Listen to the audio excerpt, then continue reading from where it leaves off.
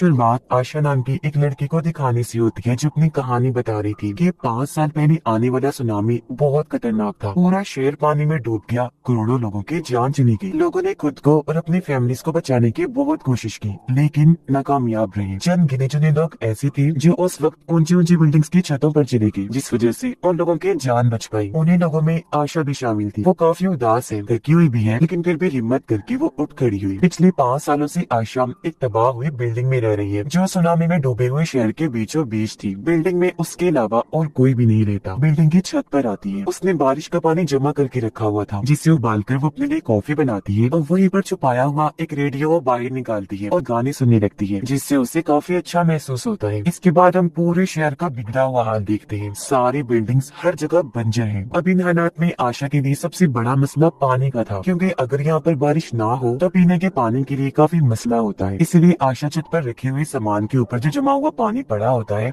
उसे कपड़े से साफ करती है। फिर कपड़े को निचोड़कर मिले हुए पानी को वो बोतल में बंद करके रख लेती है। इस तरह वो अपने पीने के लिए पानी इकट्ठा करती है, पर इससे भी वो छुपा के रख लेती है, क्योंकि यहाँ पर सामान ना होने की वजह से बहुत सारे लोग ऐसे हैं जो लुटेरे बन चुके हैं, वो लूट लेते हैं। कितनी बोतल्स रह गई थी, आशा ये सब कुछ डायरी में नोट करती रहती है। इसके बाद वो आसपास की जगह को दूरबीन के जरिए देखने लगती है। अचानक एक पूरी बिल्डिंग पानी की वजह से नीचे गिरकर डूब जाती है। ऐसे करते करते बहुत सारा शहर पानी में डूब गया था। अब जब उसने नीचे पानी में देखा तो वहाँ एक बॉक्स था जो पानी में तैर रहा था। आशा सोचती है कि इसमें जरूरत का सामान होगा, इसीलिए वो नीचे वाले घर में आ जाती है जो भी पूरा पानी में डूबा हुआ था। पर यहाँ से आशा उस बॉक्स पर पिन मारकर उसे अपनी तरफ रस्सी के सहारे खींचने लगती है, लेकिन पानी में जो मछलियाँ थी उनमें से एक उस बॉक्स को पकड़ लेती है। इसलिए आशा जब उसे खींच नहीं पाती तो वो आगे की तरफ हो जाती है। तब टूटी हुई जगह की वजह से उसे चोट लग जाती है, पर अभी भी वो हिम्मत नहीं हारती। पूरा जोर लगाकर बॉक्स को अंदर खींचने लगती है और आखिरकार बॉक्स उसे मिल ही जाता है। आशा ने जब बॉक्स को खोलकर देखा तो अंदर एक शराब की बोतल के अलावा और कुछ नहीं था, जिसे लेकर वो ऊपर आ गई और शराब से अपनी चोट साफ करने लगती है। शाम को जब वो बैठी थी तो उसे कुछ दूरी से आवाजें आने लगी। उसने जब दूरबीन के जरिए देखा तो कुछ लुटेरे खाने की तलाश में इस बिल्डिंग की तरफ आ रही थी, जिन्हें देखकर वो अपना सारा सामान इस कूड़े कचरे के नीचे छुपा देती है। फिर खुद भी एक कमरे में जाकर छुप जाती है जो उसने अपने लिए एक महफूज जगह बनाई हुई थी। जैसे लुटेरों का ग्रुप यहाँ पर आया, बिल्डिंग के हर एक घर को वो चेक करने लगती है, लेकिन उन्हें यहाँ पर खास कोई चीज नहीं मिलती। लुटेरों में एक बच्चा भी था जो आसपास गोलियां चलाने लगता है। इस वजह से आशा काफी डर जाती है, लेकिन खुद को काबू करने के लिए वो अपने माजी की अच्छी यादों में चली जाती है, जिनमें वो अपनी छोटी बहन को देखती है जब ये दोनों बहनें एक साथ थी। कुछ देर के बाद जब लुटेरे वहाँ से चले गए तो आशा भी बाहर आई, क्योंकि रात हो गई थी तो सो जाती है। हर रात आशा को डरावना सपना आता है जिसमें वो अपनी फैमिली को डूबता हुआ देख रही थी, लेकिन चाह कर भी उन्हें नहीं बचा पाती। अगले दिन वो जब सोने लगी तो अचानक उसे बिल्डिंग में आवाजें आने लगती है, इसलिए वो टॉर्च लाइट लेकर हर जगह चेक करती है, लेकिन उसे कोई भी नहीं मिलता। पर उसे कहीं ना कहीं शक था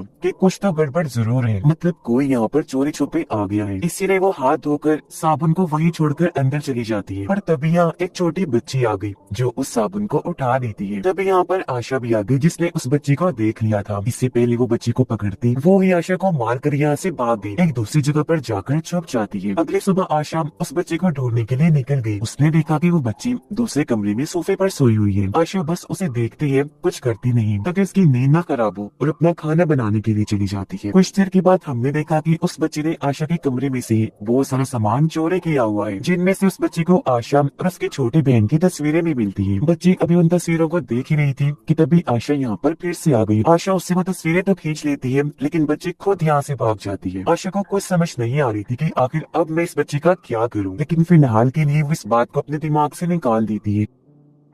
बच्ची अभी भी नीचे वाले कमरे में थी जहाँ बहुत सारा पानी भरा हुआ था। आशा को भी क्योंकि उस बच्चे पर तरस आ रहा था तो वो उस बच्चे के लिए नूडल्स बनाकर नीचे लेकर जाती है। पता नहीं बच्ची ने कब से खाना नहीं खाया, यही सोचकर आशा उसे नूडल्स देने लगती है। बच्ची आशा से नूडल्स नहीं लेती, इसलिए वो उन्हें वहीं रख के ऊपर अपने कमरे में चली जाती है, जिसके बाद बच्ची भी उन्हें खा लेती है। अब अगले दिन वो बच्ची शुक्रिया के तौर पर आशा को वो सारा सामान लौटा देती है जो उसने आशा के कमरे से ही चुराया था। बच्ची खाने में आशा की नकल कर रही थी, मतलब नूडल्स कैसे खाने नहीं है कैसे ऊपर करना है, जो देखकर आशा भी काफी हंसने लगती है। अब काफी वक्त के बाद आशा के चेहरे पर मुस्कुराहट आई थी, पर क्योंकि काफी सालों से उसने किसी से बात नहीं की थी तो फिलहाल वो बच्ची से भी कोई बात नहीं करती और रात में अपने ही कमरे में उस बच्ची का भी बिस्तर अपने साथ लगा देती है। पर बच्ची को नींद नहीं आ रही थी, वो रोने लगती है, कहती है कि मुझे अपने मॉम डैड की बहुत याद आ रही है। जो देखकर आशा पहली बार उससे बात करती है, कहने लगी कि तुम घबराओ नहीं, हम तुम्हारे मॉम डैड को ढूंढ लेंगे। तभी हम बच्ची भी उससे बात करती है,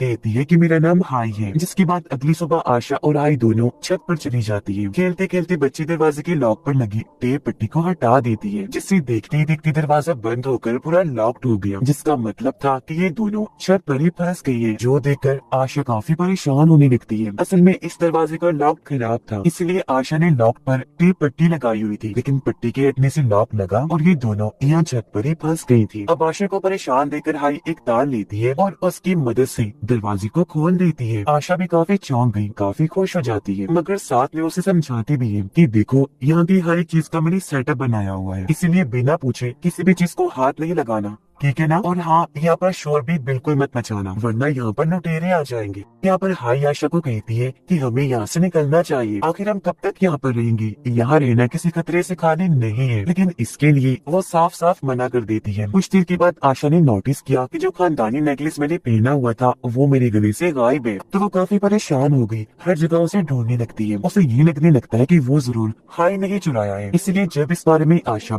हाई से पूछती है तो उसे काफी बुरा लगा कि आशा मुझे चोर समझ रही है। वो उससे नाराज हो गई, बिना कुछ कहे अपना सारा सामान लेकर दूसरे कमरे में शिफ्ट हो जाती है। सुबह को आशा देखती है कि हाई पीने वाला पानी कपड़े धोने के लिए जाया कर रही है, इसके अलावा भी उसने कई और सारी चीजें जाया कर दी थी, पर क्योंकि वो नाराज थी इसलिए आशा उसे कुछ नहीं कहती। मगर आशा जब सो रही थी तो एक बार फिर उसे डरावना सपना आया। उसने देखा कि जब समंदर में तूफान आया था तो किस तरह पानी तेजी से मेरे घर में घुस रहा था। वो डरी हुई है, बुरी तरह बचकर भाग रही है। ये इतना भयानक सपना देखकर वो काफी डर गई, चीखने चिल्लाने लगती है, लेकिन उसकी आवाज सुनकर हाई यहाँ पर आई और उसे जगाकर हौसला देने लगती है, जिससे यहाँ पर दोनों एक बार फिर बातें करने लगती है। यहाँ आशा हाई को समझाती है कि यहाँ पर कैसे कैसे रहना है। सबसे पहले वो कहती है कि पानी को कम से कम इस्तेमाल करना है, मतलब पीने वाला पानी कैसे और नहाने वाला कपड़े धोने वाला कैसे। साथ ही बिजली से तुम्हें दूर रहना है। साथ ही रेडियो को भी ऊंची आवाज में ना सुने, क्योंकि वो आवाज सुनकर लुटेरे यहाँ पर आ जाएंगे। यहाँ पर हाई आशा से एक कमरे के बारे में पूछती है जो पिछले काफी वक्त से बंद था। इस पर आशा उसे बताती है कि इस कमरे से बहुत गंदी बदबू आती है, तो तुम गलती से भी कभी इसे मत खोलना। अब बदबू क्यों आया करती थी ये बात आशा उसे नहीं बताती। अगली सुबह रेडियो पर हाई खबरें सुन रही होती है, जहाँ पर बताया जा रहा था कि बचे हुए लोगों को गवर्नमेंट मदद दे रही है। जिंदा बचने वाले तमाम लोगों को दूसरे शहर में भेजा जा रहा है जो बहुत महफूज है। खाने पीने का और जरूरत का सारा सामान वहाँ पर दिया जा रहा है, जहाँ पर वो बड़े आराम से अपनी नई जिंदगी गुजार रही है। ये खबर जाकर हाई आशा को बताती है और कहने लगी कि हमें भी गवर्नमेंट की दी हुई इस जगह पर चलना चाहिए, लेकिन आशा एक बार फिर साफ साफ मना कर देती है। ये सुनकर हाई को बुरा लगा और वो आशा को डरपोक कहने लगती है कि तुम हालात का मुकाबला क्यों नहीं कर सकती, क्यों तुमने सोचा हुआ है कि तुम हमेशा यहीं पर पड़ी रहोगी। लेकिन जब आशा ने फिर से मना कर दिया तो हाई अकेली ही वहाँ पर जाने का फैसला करती है और अब वो प्लास्टिक की बोतल्स को आपस में जोड़कर उस जगह पर जाने के लिए अपने लिए कश्ती तैयार करने लगती है। जो देखकर आशा उसे समझाती है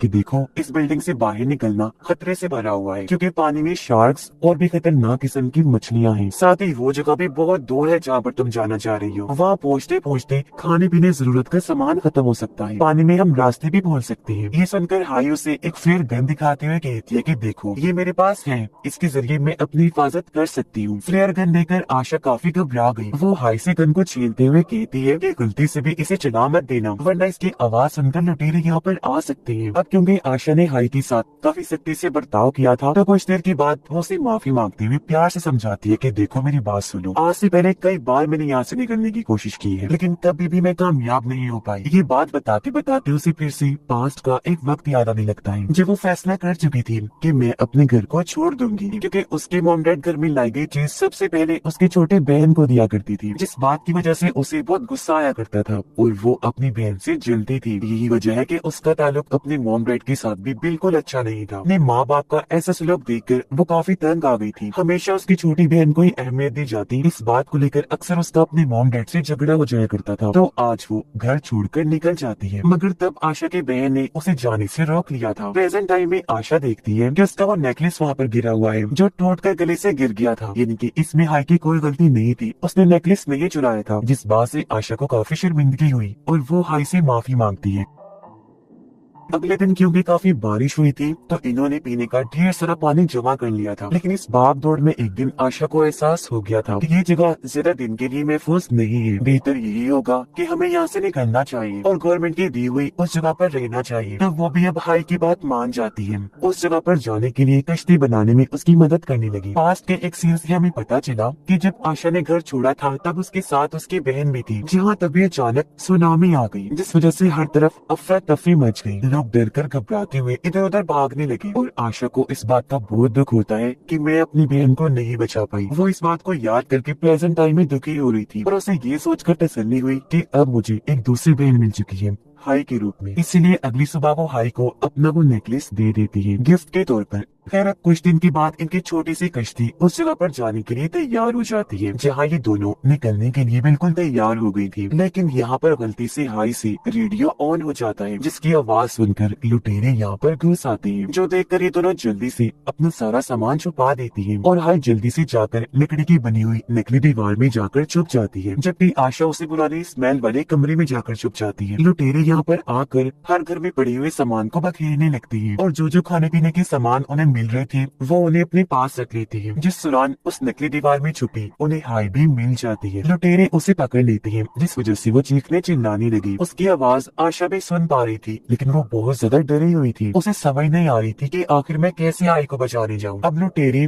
इनके उस कश्ती को भी तोड़ देते हैं, जिसके बाद वो स्मेल वाले कमरे में चली गई, जबकि आशा को यहाँ पर फिर से उसके पास्ट का सीन याद आने लगता है, जिसमें उसने देखा कि मैं और मेरी बहन किस तरह खतरे में थी, पर जाकर भी मैं उसे नहीं बचा पाई। लेकिन प्रेजेंट में वो अपने आप से कहती है कि वो गलती अब मैं दोबारा नहीं करूंगी, और अब वो बड़ी हिम्मत करके बाहर आ जाती है ताकि हाई को बचा सके। उसके पास फ्लेयर गन थी, इसलिए एक आदमी जो उसके पास आया था वो उसे मार देती है। फिर वहाँ से भागकर दूसरे घर में आ गई, जहाँ वो लुटेरों को फंसाने के लिए एक ट्रैप जाल बिछाती है और वहाँ पर रेडियो ऑन कर देती है। आवाज सुनकर 2-3 लुटेरे अंदर आए, तब मौका देकर आशा उन पर हमला कर देती है, उनसे लड़ने लगी और इन सब आदमियों को मार देती है। अब लुटेरों के हेड ने हाई को पकड़ लिया था, तो अब वो आशा को ढूंढने के लिए अपने और आदमियों को भेजता है, जिस वजह से आशा एक बार फिर उस स्मेल वाले कमरे में छुपने के लिए चली जाती है। यहाँ पता चला कि उस कमरे में स्मेल क्यों थी। दरअसल यहाँ पर बहुत सारी लाशें पड़ी हुई थी जो गर्म सड़ गई थी और बदबू उन्हीं में से आ रही थी, पर 2 दिन लाशों को सामने आशा नहीं रखा था क्योंकि ये उसका प्लान था। पहले वो लाशों की मदद से